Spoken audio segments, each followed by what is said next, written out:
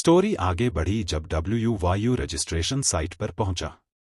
Registration आसान था क्योंकि इसमें बस अपना नाम और यह बताना था कि वह किस पीक से संबंधित है। ऑर्गेनाइजर के हाथ में डेटा था। उसने सिर उठाकर WYU की तरफ देखा और पूछा कि क्या वह 6th tier body refining real में है, क्योंकि रिकॉर्ड्स में WYU को कल्टीवेटर के रूप में दर्ज नहीं किया गया था।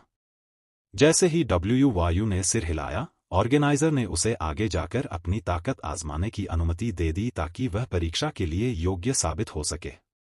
ऑर्गेनाइजर के पीछे 100 भारी भरकम और ऊर्जावान वॉरियर्स खड़े थे। हर वॉरियर्स पूरी तरह ताकतवर था और उसका स्वभाव बेहद उग्र था। वॉरियर्स को रस्सियां खींचने के लिए बांधा गया था और ऑर्गेनाइजर के निर्देश पर WYU ने उस रस्सी को मजबूती से पकड़ लिया। यह जांचना आसान था कि वह सच में 6th टियर में है या नहीं, इसके लिए 100 वॉरियर्स के साथ रस्साकशी करवाई जा रही थी। फिर ऑर्गेनाइजर ने घोड़ों पर अपना चाबुक फटकारा। घोड़ों ने दर्द महसूस किया और पागलों की तरह दौड़ने लगे। उनकी ताकत से रस्सी में एक भयानक शक्ति दौड़ पड़ी। 100 वॉरियर्स ने एक घना धूल का बादल उठा दिया, जो युद्धभूमि में किसी भी दुश्मन जितना ही डरावना लग रहा था। But WYU had been prepared. With both hands gripping the rope, he used all strength of his body's muscles, tendons, and bones to drag the 100 warriors back. उसकी योग्यता की पुष्टि होने के बाद, ऑर्गेनाइजर ने WYU को एक लाल कागज का टैलिस्मान दिया और उससे कहा, अगर उसकी जान खतरे में हो या वह आत्मसमर्पण करना चाहे, तो वह बस उस टैलिस्मान को तोड़ दे और इमॉर्टल सेक्ट के डिसाइपल्स उसे बचा लेंगे। WYU ने उस लाल टैलिस्मान को हाथ में लिया। उस पर जटिल सिंबल्स बने हुए थे जिन्हें वह समझ नहीं पा रहा था, लेकिन वह उसकी शक्ति को महसूस कर सकता था। ऑर्गेनाइजर ने उसे परीक्षा स्थल की ओर निर्देशित किया। WYU ने सावधानी से फायर टैलिस्मान को सुरक्षित रखा और फिर पहाड़ के आधार पर स्थित एक गुफा की ओर चल पड़ा। उसके ऊपर इमॉर्टल पाथ लिखा था, जो प्रवेश परीक्षा के स्टेज 1 का स्थल था। पहले बताया गया था कि लगभग 300 लोगों ने इस परीक्षा की आवश्यकताओं को पूरा किया था। इमॉर्टल प्रमोशन प्लेटो पर वुडाओ ने इधर-उधर देखा ताकि WYU को ढूंढ सके, क्योंकि उसके पास एक मोटा, ताकतवर सेवक उसकी जगह ले चुका था। 1 लाख से भी ज्यादा डिसाइपल्स वहां मौजूद थे, सब अपनी गर्दनें उठाए परीक्षा शुरू होने का इंतजार कर रहे थे। लेकिन सबसे ज्यादा ध्यान खींचने वाली चीज हवा में तैरता हुआ जेड का प्लेटफॉर्म था। उस प्लेटफॉर्म पर 3 थ्रोन्स थे, बीच वाला सबसे बड़ा था और उस पर एक व्हाइट हेयर और व्हाइट रोब पहने हुए एल्डर बैठा था। वह एल्डर म्यूजीई थे, जबकि दाईं तरफ की सीट पर एक व्हाइट रोब्ड लड़की बैठी थी, वह सु यानली थी, यानली पीक की मास्टर। एल्डर म्यूजी ने यानली से पूछा कि क्या उसे कोई अच्छे सर्वेंट्स परीक्षा में शामिल होते हुए पता है। वह जानते थे कि यानली साधारण डिसाइपल्स पर ज्यादा ध्यान नहीं देती। तभी सु यानली ने सिर्फ एक नाम लिया, WYU। एल्डर म्यूजी को उसके बारे में जिज्ञासा हुई, इसलिए उन्होंने यानली से उसके बारे में पूछा। यानली ने जवाब दिया कि वह वहां उसकी एबिलिटीज को परखने के लिए आई है। आसमान में इमॉर्टल क्रेन्स का झुंड उड़ रहा था। उनमें से एक सीतू जिन था और बाकी 3 भी उसके साथ थे। हुआ कियान्यू ने घमंड से पूछा कि इन सर्वेंट्स के झुंड में देखने लायक क्या है। हमें सेक्ट ने चुना है और हम इस सर्वेंट्स के समूह से 10 गुना ज्यादा ताकतवर हैं। सीतू जिन मुस्कुराया और बोला कि बस इन्हें जानवरों की तरह लड़ते हुए देखो और हमारा मनोरंजन करो।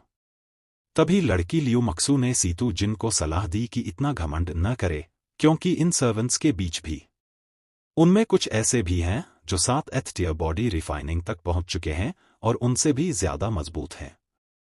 वहीं गुफा में इमॉर्टल पाथ पर लड़ाई पहले ही शुरू हो चुकी थी।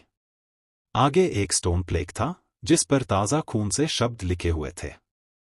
सिर्फ उसे देखने से ही आत्मा की गहराइयों तक डर महसूस होने लगता था। इस समय लगभग 300 डिसाइपल्स पहाड़ के अंधेरे पेट के भीतर मौजूद थे। क्योंकि वे सभी प्रतिस्पर्धी थे, इसलिए उनके बीच कुछ दूरी बनी हुई थी। आधिकारिक परीक्षा शुरू होने ही वाली थी। इस समय परीक्षा देने वाले डिसाइपल्स ने आपस में चर्चा शुरू कर दी थी कि उनमें सबसे शक्तिशाली कौन है। उन्होंने 14 साल के झाओ डानलोंग की ओर इशारा किया, जिसके बारे में कहा जाता है कि वह 7th tier body refining real में है। उसके पास 200 वॉहर्स जितनी ताकत थी और वह एक middle grade technique 13 swords of Zhao में निपुण था। भीड़ में हलचल मच गई जब उन्होंने एक और युवक जू हाओ को देखा, जो 13 साल का था और 7th टियर का कल्टिवेटर होने के साथ साथ एक नेचुरल बॉर्न फाइटर भी था। वह डीमन स्लेयर 8 स्टाइल टेक्निक और फैंटोम स्टेप टेक्निक में भी निपुण था। वहां एक और था जिसका नाम किंग मांग था, जो 13 साल का था। वह भी एक को डिसाइपल की सर्वेंट थी और एक कॉमनर थी। वह किंग मांग्स पॉइंट में निपुण थी। हालांकि ये तीनों बहुत अच्छे थे। But WYU did not need to come in a sent place to become disciple of the immortal sect. Therefore, they were not ultimate rivals. लेकिन WYU को इमॉर्टल सेक्ट का डिसाइपल बनने के लिए पहला स्थान हासिल करना जरूरी नहीं था। इसलिए वे उसके लिए अंतिम प्रतिद्वंद्वी नहीं थे। उसने सच में इन छोटे उम्र के बच्चों का सम्मान किया जो कम उम्र में 7th टियर तक पहुंच गए थे। WYU सिर्फ थोड़ा असहज महसूस कर रहा था, तभी सामने कुछ इमॉर्टल सेक्ट डिसाइपल्स प्रकट हो गए। उनके बीच से एक काले बालों वाला, काले कपड़े पहने युवक आगे आया और घोषणा की कि इमॉर्टल पाथ जल्द ही खुलने वाला है। सभी को परीक्षा पास करने के लिए 3 सब स्टेजेस को पार करना होगा। जोखिम बहुत बड़ा है और अगर आपकी जान को कोई खतरा होता है तो आप टैलिस्मान को तोड़ दें और डिसाइपल्स आपकी जान बचा लेंगे, क्योंकि केवल 300 डिसाइपल्स में से 100 ही इमॉर्टल पाथ से बाहर निकलकर प्रमोशन फाइट में भाग ले सकते हैं। इसलिए सभी को अपना सर्वश्रेष्ठ प्रदर्शन करना चाहिए। जैसे ही आखिरी शब्द गिरे, पहाड़ का अंदरूनी हिस्सा गूंज उठा और उनके सामने एक विशाल दरवाजा खुल गया, जिससे एक अंधेरी और खून से सनी राह दिखाई देने लगी। रास्ता चौड़ा था और सर्वेंट्स एक दूसरे को धक्का देते हुए अंदर घुसने लगे, जैसे उन्हें डर हो कि वे पीछे न रह जाए।